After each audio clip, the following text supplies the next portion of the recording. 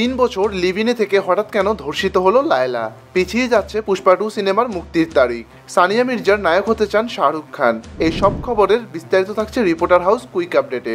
প্রথমে আসি, প্রায় 3 বছর সুখে শান্তিতে লিভ-ইনে থাকার পর হঠাৎ করে চলতি বছর 14 মার্চ মামুন লায়লাকে ধর্ষণ করে।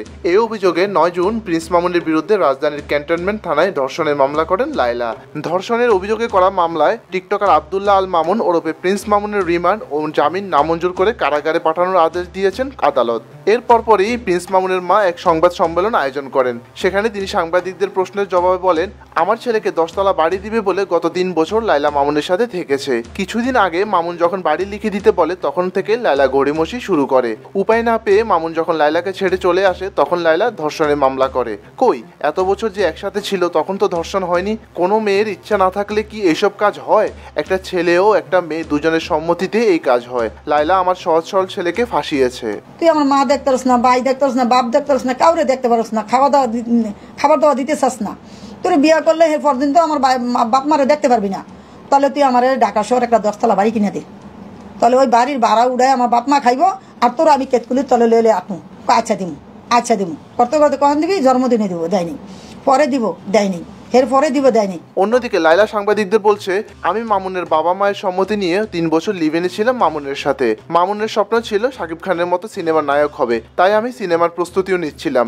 মামুনের নারী ভক্ত বেশি, তাই আমি তাকে আগলে রাখতে বিয়ের করার সিদ্ধান্ত নেই। যেহেতু সে নায়ক হবে তাই তার ক্যারিয়ারের কথা চিন্তা করে আমাদের বিয়ের কথা প্রকাশ্যে আনতে চাইনি। যখন দেখি দিন দিন আমার সর্বনাশ হচ্ছে তখন আমি বিয়ের জন্য চাপ দিই। বিয়ের কথা উঠলে সে আমাকে 9-6 বুঝাতে থাকে এবং কোনো উপায় না পেয়ে আমি আজ আইনের দ্বারস্থ হই।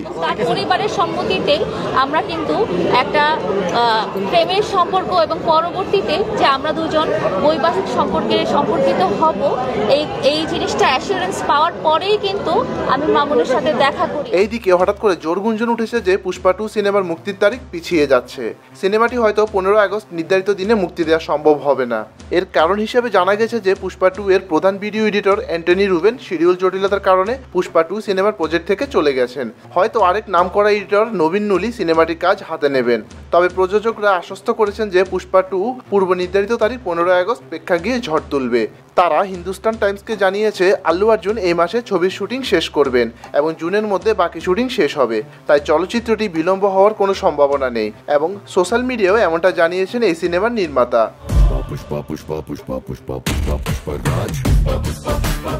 সবশেষে ভারতের টেনিস তারকা সানিয়া মির্জাকে নিজের বায়োপিকে কাকে দেখতে চান এমন প্রশ্ন করেন কপিল শর্মা। প্রশ্নের জবাবে এই টেনিস তারকা বলেন, আমি নিজেও অভিনয় করতে পারি আমার বায়োপিকে। এর আগে একবার কপিল শর্মার সাক্ষাৎকারে সানিয়ার বায়োপিকে তার প্রেমিকের চরিত্রে অভিনয়ের ইচ্ছের কথা প্রকাশ করেছিলেন শাহরুখ খান। যদিও শোয়েব মালিকের সঙ্গে বিচ্ছেদের কারণে এমন কথা শুনে কিছুটা অপ্রস্তুত হয়ে পড়েন এই টেনিস তারকা। এইদিকে কপিল শর্মা নাছোড়বান্দা। বায়োপিকে শাহরুখ রাজি হলে ছবিটা করবেন কিনা এমন প্রশ্নও করেন। জবাবে সানিয়া বলেন, শাহরুখ রাজি হলে হয়তো আমি নিজে অভিনয় করব, পাশাপাশি অক্ষয় কুমার রাজি হলেও আমি সিনেমাটি করব। চলতি বছরের শুরুতে পাকিস্তানি অভিনেত্রী সানা জাভেদকে বিয়ে করেন শোয়েব মালিক। এরপরেই স্পষ্ট হয় যে বিচ্ছেদ হয়েছে সানিয়া ও শোয়েবের।